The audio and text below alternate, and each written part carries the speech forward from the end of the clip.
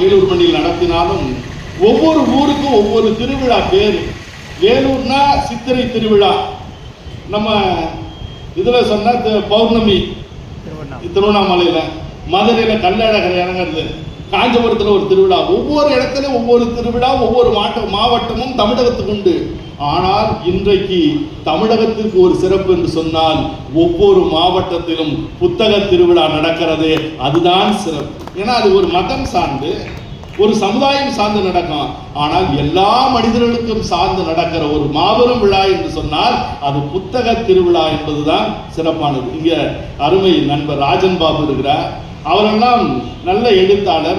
நான் படிக்கிற காலத்திலேயே எனக்கு பல விஷயங்களை சொல்லிக் கொடுத்து என்னை வளர்த்தவர் என்கிற ஒரு பெருமை எனக்கு உண்டு. அவரை இன்னைக்கு சந்திக்கிற வாய்ப்பு எனக்கு கிடைச்சது, ரொம்ப மகிழ்ச்சி. இன்னைக்கு மகாத்மா காந்தி அவருடைய பிறந்த நாள். நான் பாரதியை பற்றி பேச வேண்டும். ஆனால் மகாத்மா காந்தி இந்த மண்ணுக்கு சுதந்திரம் வாங்கி தந்தார். வேலூருக்கு ஒரு சிறப்பு என்னன்னா, காந்திஜி அவர்கள் வேலூருக்கு வந்து நம்ம ஊரிசு கல்லூரியில் இருக்கக்கூடிய ஒரு அறையிலே தங்கி இங்கே இருக்கக்கூடிய மத்திய சிறைச்சாலைக்கு சென்று அங்கே ஒரு மரம் நட்டு இருக்கிறார். அந்த மரம் இன்றைக்கும் இருக்கிறது. அதுதான் வேலூருக்கு மகாத்மா காந்தி இந்த மண்ணிலே கால் பதித்தார்.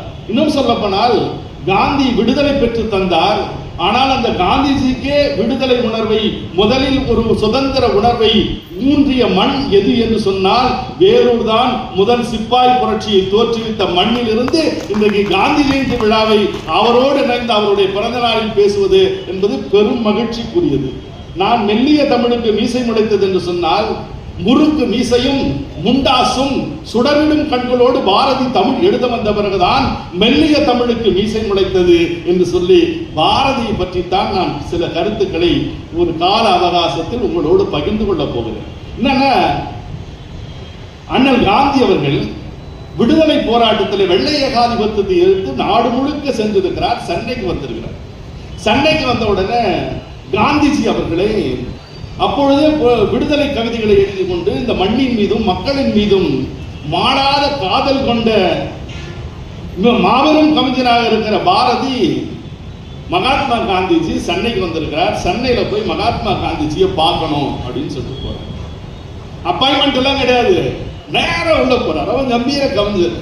நேரம் உள்ள போயிட்டு மிஸ்டர் காந்தின்னு பேசுறாரு. எல்லாம் பாபுஜின்னு வாங்க, எல்லாம் மகாத்மா ஜின்னு வாங்க. அவரை பாபுஜி என்று சொல்லி அழைக்கக்கூடிய அவரை பாரதி என்ன